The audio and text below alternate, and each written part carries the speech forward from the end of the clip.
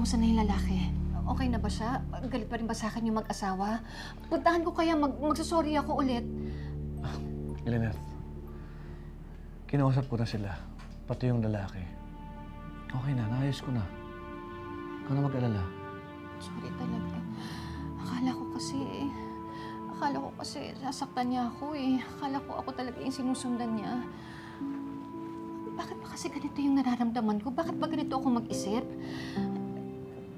Umalis ako ng bahay kanina kasi akala ko masasama yung mga lalaking gagawa ng kwarto ni Annalyn. Naisip ko parang sila yung mga magnanakaw na pumasok sa bahay natin. Bakit ba ganito yung nararamdaman ko, Carlos? Bakit ganito ako mag-isip?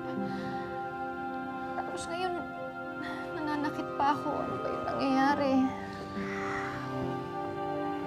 Lynette,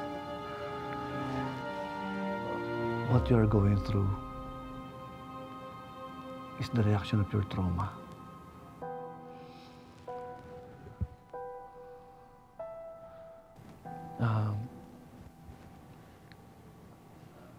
Maybe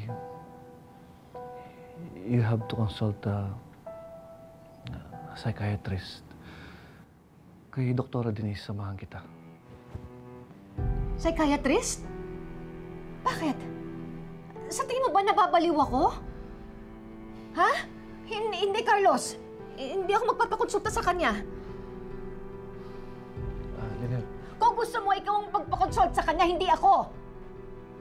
Hindi naman ako nababaliw eh. Pwede ba, Carlos? Pwede ba iwan mo muna ako? Sige na, umalis ka na. Iwan mo muna ako.